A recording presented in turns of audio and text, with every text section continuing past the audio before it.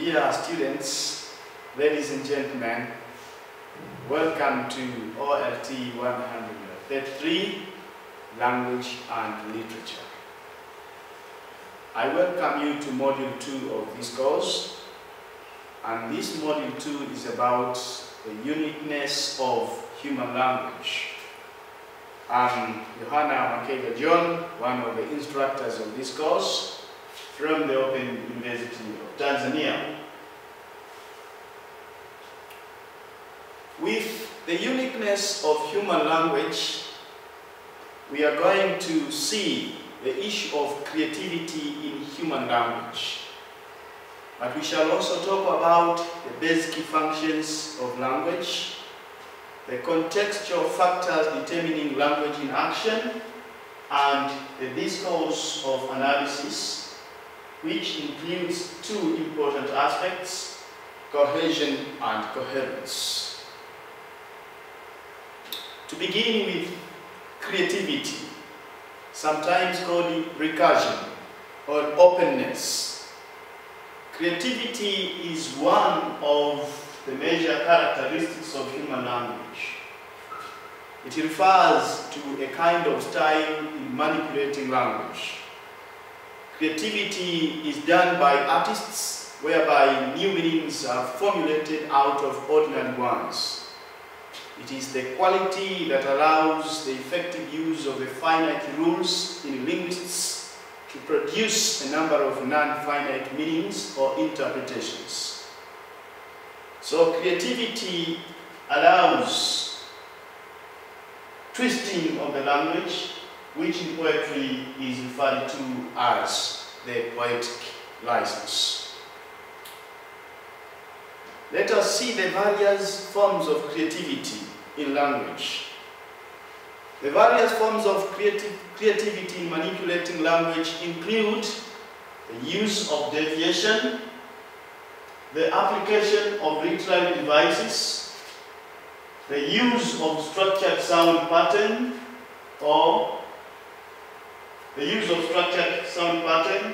especially in poems, the style of creating new understanding of meaning, as in foregrounding, prefix and suffix, that is in word formation, the use of ambiguity. Thus, creativity is one of the factors that make human language unique as opposed to animals, which are just getting trained so as to understand or imitate language. Note that under creativity is where we formulate new meanings. Let's look at the basic functions of language. The basic functions of language. Roman Jakobson defined 6 functions of language or communications, according to which an effective act of verbal communication can be described. Each of the functions has an associated factor. For this work, Jakobson was influenced by Karl Burer's organon model, to which he added the poetic, phatic, and metalingual functions. The 6 functions of language include the following. The first function of language is the referential function. Then the expressive, alternatively called emotive or affective function. And lastly, the sanative function. To begin with the referential function of language. This function corresponds to the factor of context and describes as a situation, object, or mental state. The descriptive statements of the referential functions can consist of both the definite descriptions and deictic words. Take for example, the autumn leaves have all fallen now. The autumn leaves have all fallen now. The expressive alternatively called emotive or affective function, is the second function of language. This function relates to the addressor or sender and is best exemplified by interjections.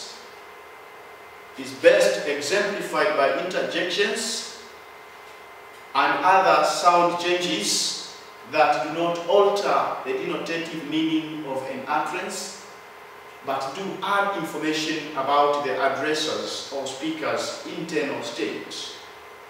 You can take an example of, "Whoa, what a new."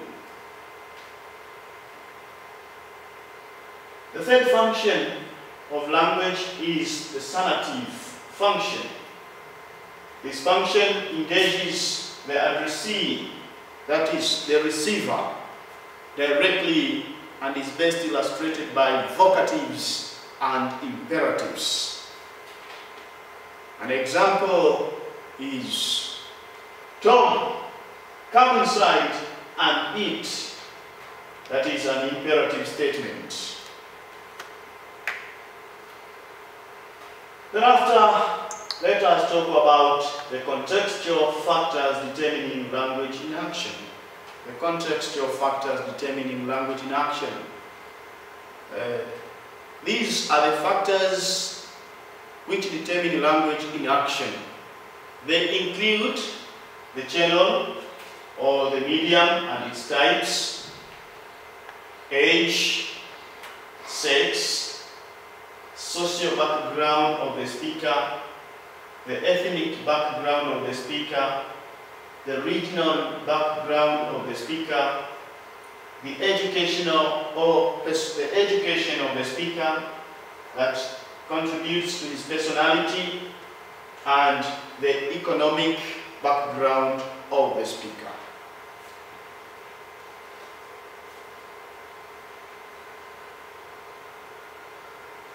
Now, let's talk about the discourse of analysis. The discourse of analysis.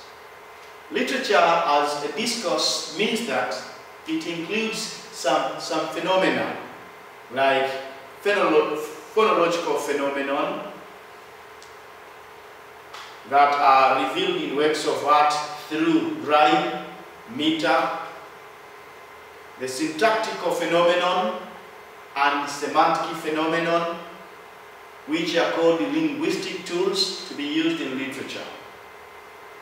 And therefore, literature benefits from linguistics due to the aspect of cohesion and coherence and linguistic tools.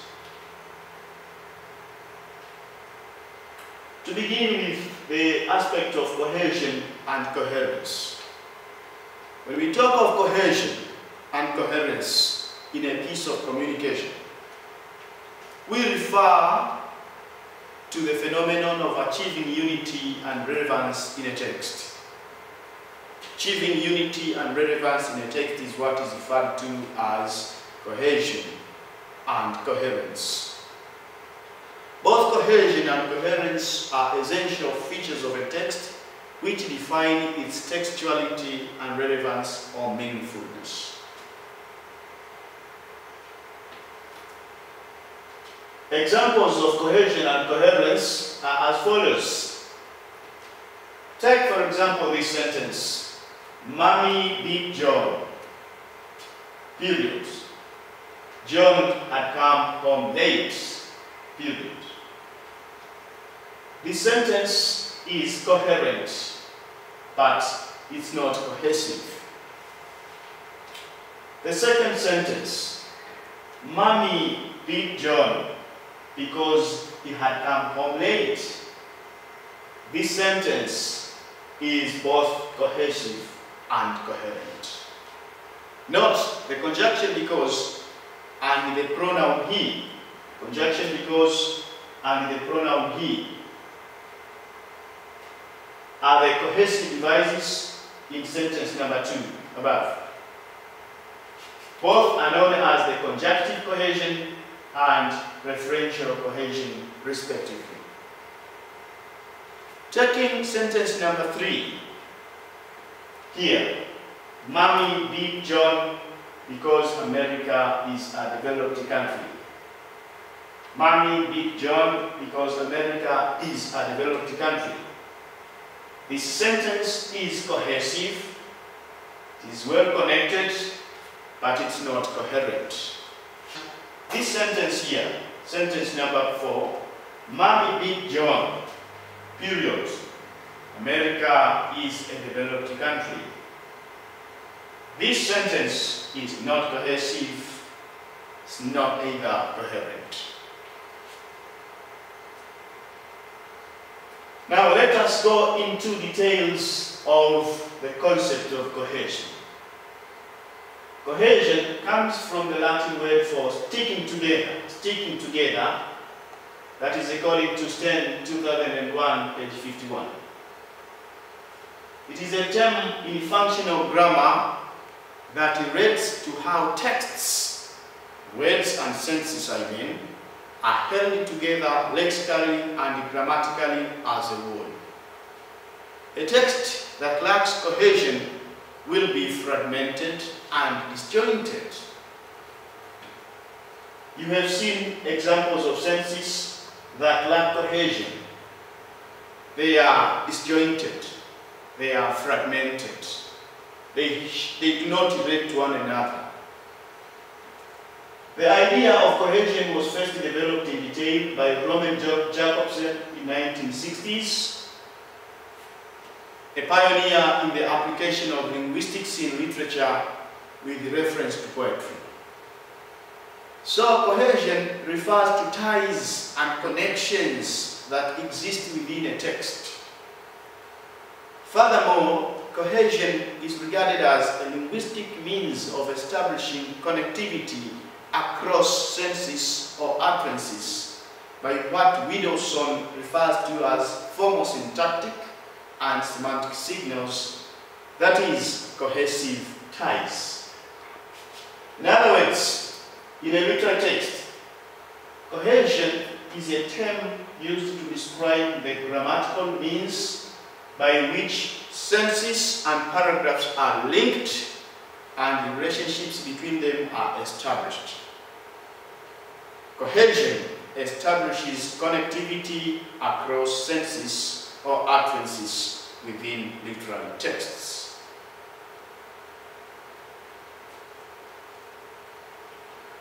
There are methods that can be used to achieve cohesion in a discourse. Let us see. I'll talk about 6 ways of giving cohesion to a text. And these are referential cohesion, conjunctive cohesion, elliptical cohesion, substitution, lexical cohesion, and parallelism. Follow me all the way as we go through these ways of achieving cohesion. The first one is referential cohesion. What is referential cohesion? Referential cohesion. This means using pronouns or determiners to refer to the known nouns in a text. Backward referencing is known as anaphoric reference, while forward referencing is called cataphoric reference. In the following text, the instances of each referential cohesion are underlined. Let's see these sentences. Sentence A. Jane had permanent booking at the Star Theatre, but she decided not to go today. So, she refers anaphorically to Jane, and this is anaphoric reference. Sentence B. After several years, as she approached another renewal of her vows, Melissa was called into an interview with a visiting French priest. You can see the pronoun she is underlined, her is underlined, and Melissa is also underlined. She and her refer categorically to Melissa. That is forward referencing. Let's talk about conjunctive cohesion as another means of achieving cohesion in a text. Conjunctive cohesion comprises the use of co-conjunctions, basically involving the three coordinators and, but, and or, and other conjuncts which are of various kinds. Take for example, in the ancient society, the people gathered together in the arena and made laws that guided the land. The conjunction and is underlined. So it is there to serve as a conjunctive device. There are laws guiding the conduct of people in the society, but people break them in their propensity. So you can also see how but is used in that sentence. The other sentence is, where people leave their wills, they have the choice to obey the law or break it. You can see the conjunction or is underlined. It also serves the same purpose. Therefore, in the above examples, the underlined linguistic items or coordinating conjunctions are used cohesively. They are used to enable the sentences to sound cohesive. Let us go to the third aspect of how to achieve cohesion in a text. This is elliptical cohesion. Elliptical cohesion, as we know the concept of an ellipsis. Ellipsis simply denotes a kind of substitution by zero. It deals with the omission of words, while simultaneously relying on the reader's minds to deduce and fill in the missing bits from what they have read or heard before. Substitution by zero. It is used in discourse to avoid repetition and redundancy. In the following text, the words and expressions you can omit are in the brackets.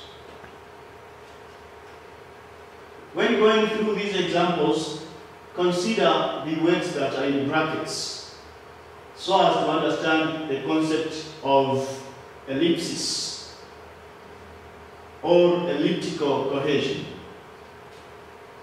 The first example, Tina looked back and she saw her parents. Period. They were very happy and she was happy as well.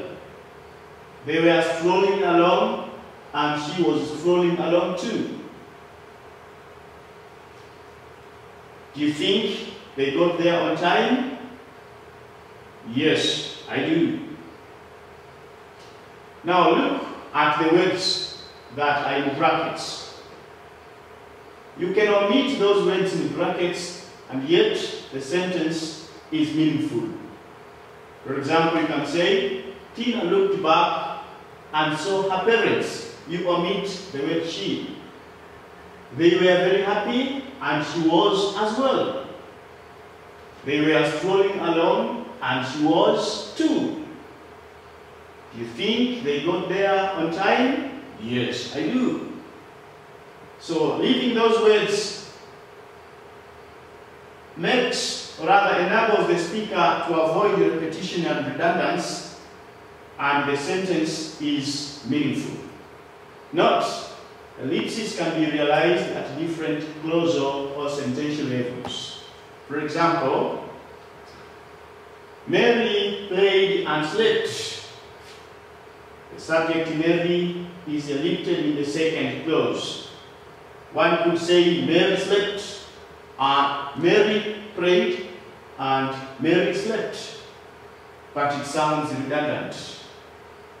It is unnecessary repetition. So one can simply say, Mary prayed and slept. And after lifting the word Mary, the sentence is okay. The next sentence, the rich are getting richer, the poor poorer. The rich are getting richer, the poor poorer. Can you ask yourself, is there any ellipsis in the sentence? Yes. Ellipsis is at the verbal level. Getting. The rich are getting richer. The poor poorer. One could say the poor are getting poorer. So are getting, the verbal level, is omitted. The next sentence, D. He promised to be there yesterday and he was. Can you think of ellipsis in that sentence? Yes, ellipsis is at the adverbial level. There yesterday is left unsaid in the second clause. One could say, he promised to be there yesterday and he was there yesterday. And if one does so, it sounds redundant. It sounds unnecessarily repeated. So it is very, very correct to say he promised to be there yesterday and he was. Let us talk of another aspect. Another way of achieving cohesion in a text is that of substitution. Substitution denotes replacing a linguistic item with another. For example, would you like a cup of coffee? One replies, yes, I'd like one. I'd like one. One is here underlined. One could also say, yes, I would like a cup of tea. So here one has been used to replace a cup of coffee. So that is the sense with substitution. The other way of achieving cohesion in a text is lexical cohesion. Lexical cohesion simply means using words to achieve unity in a text. There are four varieties of lexical cohesion. There are four varieties or means of using words to achieve unity in a text. The first one is synonymy. The second is antonym. The third is collocation. And we shall see others. Let us start with the synonym. Synonymy simply means using words with similar meanings. Using words with similar meanings. For example, I was this large, real huge. I was this large, real huge. Look at the meaning of the word large and huge. These words are synonymous. That means they have similar meanings. It's a way of achieving cohesion in that sentence. The use of large and huge are related in terms of meaning. B, sentence B, antonym. Antonym simply means using words with opposite meanings. Using words with opposite meanings. For example, get educated. You can't always stay ignorant. Consider the meanings of the words educated and ignorant. They are in opposition. The two words give opposite meanings. And so, that's another way of achieving cohesion in a text as an aspect of lexical cohesion. The third is collocation. Collocation simply means using words that go with each other. Words that go with each other. For example, my friend did me a great favor last week. Would you like a cup of coffee? No, I'd prefer tea. Look at the words that are underlined. My friend, favor, tea. These three words are collocated. And so, this refers to collocation as an aspect of lexical cohesion in achieving cohesion in a text. The other way of achieving cohesion in a text is the use of parallelism. Parallelism. This is repeating the same syntactic pattern or structure. Repeating the same syntactic pattern or structure. Consider the following examples. Example number 1. I came, I saw, I conquered. I came, I saw, I conquered. In this sentence, the subject-predicator pattern is repeated. When we talk of subject-predicator, we mean I as the subject and came as the predicator. So you can see the three senses. They have appeared, or rather they appear in the same pattern. That is, the subject-predicator pattern is repeated. And that's what it refers to the concept of parallelism. Literary artists are very good at the use of parallelism. You can see poems written in this form. You can see novelists and playwrights using parallelism in most of their work. The second aspect of parallelism, the second example of parallelism is united we stand, divided we fail. United we stand, divided we fail. Here, the complement subject-predicator pattern is repeated.